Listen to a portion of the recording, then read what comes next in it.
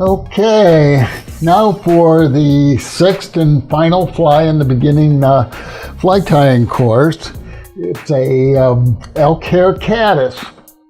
You want to make sure you tie lots of these in different colors because fish love these. The caddis fly, only 40% of them hatch in mass, and the rest hatch sporadically throughout the year. So fish are always seeing them, so they never look out of place to a fish. So it's a great pattern where you're just searching and stuff like that. So anyway, let's get started. I've already debarbed the hook and coated a layer of thread on it. And this time I have a feather here, and you can use a neck feather. This is a saddle feather, which comes further back on the back of the chicken where they're kind of longer. And of course it has a pointed tip, so that tells me it's a rooster. And it has kind of a curvature to it, and it has kind of a dull side and a shiny side. Well, you want the dull side up, so or facing towards you, depending on if you tie it on the top or the side of the hook. And I get a little better bite on that. Doesn't want to cooperate today. Okay, there we go. And I'm going to go ahead and tie that in, and then I'm going to wrap the thread right back to the tie-in point, and that completes step one.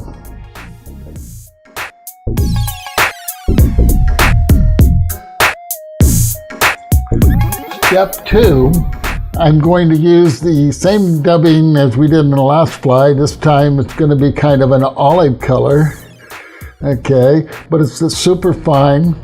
And the reason for that is this is a dry fly, so we don't want a lot of dubbing to absorb water and make it heavy or anything. And so we put like a very thin coat, and the super fine lets you make a very thin coat right on top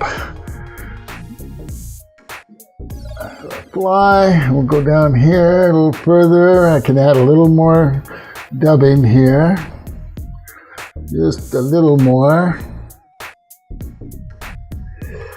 Okay, and we want to dub to a point that is 1.5 width of the eye of the hook forward, and no further than that, because we need some room for our wing.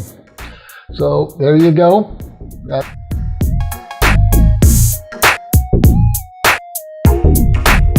Okay, step three. We've done this before. We're going to palmer our hackle.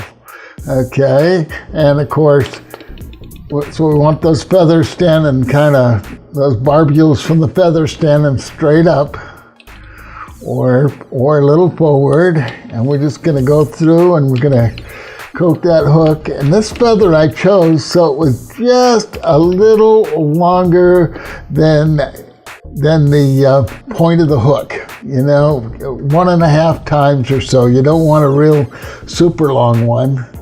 And then we're going to tie it off at that 1.5 eye lengths away from the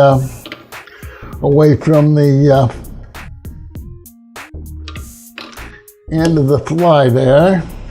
Okay, and I can go ahead and just cut that off.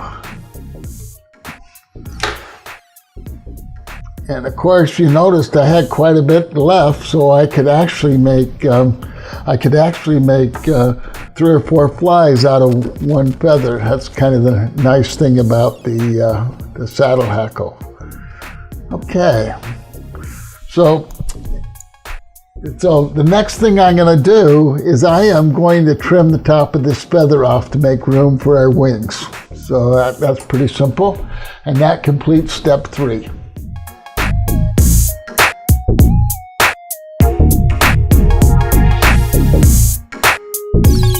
Okay, step 4. Step 4 is a new step for us. This is some elk hair, and it's been bleached. Now, you don't have to use bleached.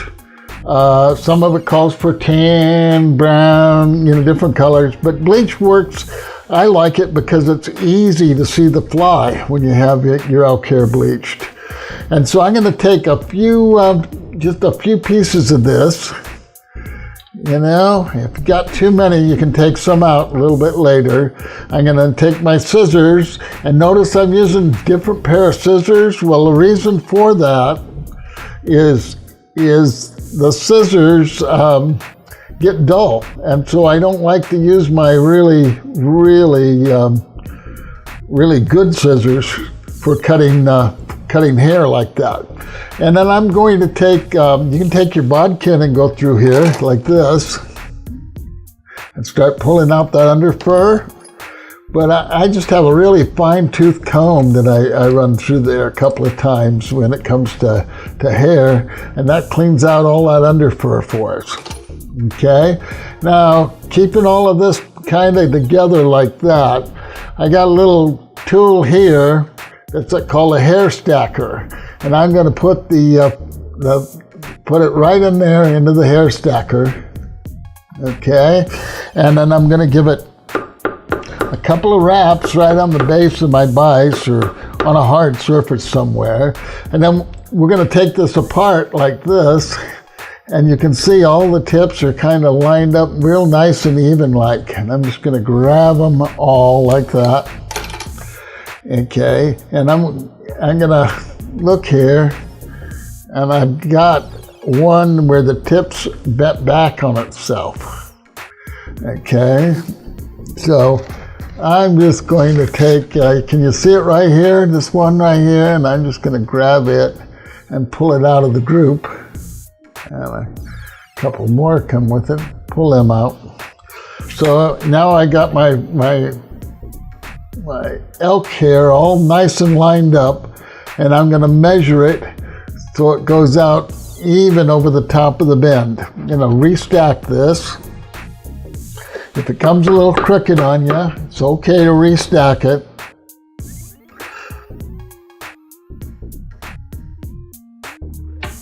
Grab it. There we go. Right, even with the bend of the hook, or maybe just a tad short. Okay, and that's step 4.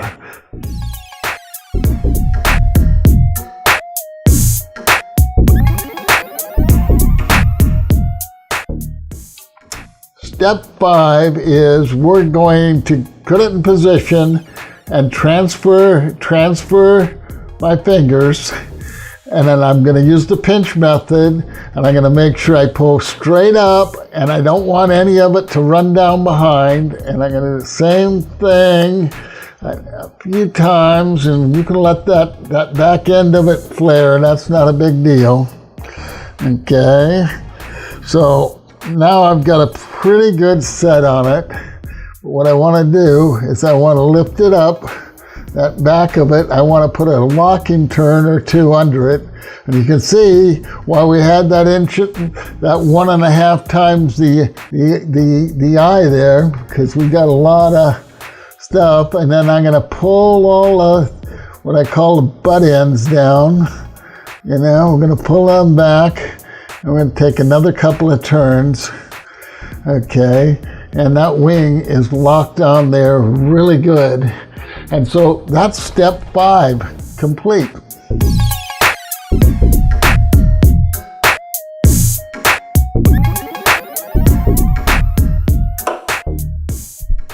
Okay, step 6.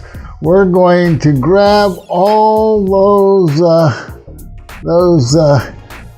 ends right here that are sticking out. We're going to all together really nicely.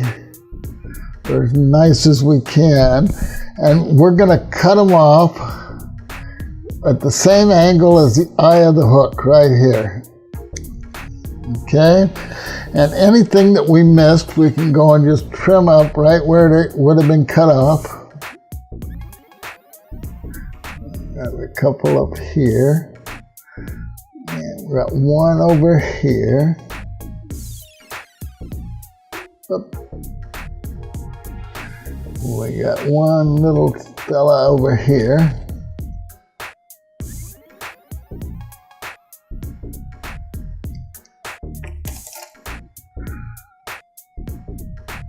And the final step, I'm going to take a few more wraps. I'm going to make sure I roll all my feathers up near the top, all the little hairs, you want them near the top. And I'm going to go ahead and I'm going to whip finish interior like that. And if you're doing half hitches, you can do it under the front.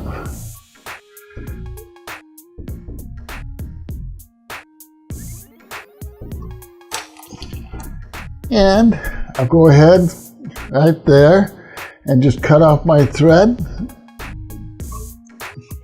And there you go, an elk hair caddis.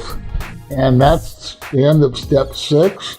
And this is the fly you need on the water a lot of times. So this completes our course. So practice your flies, practice different sizes, different colors, and fill up a fly box, and you're going to have an excellent fly box for the first time you go out to the water.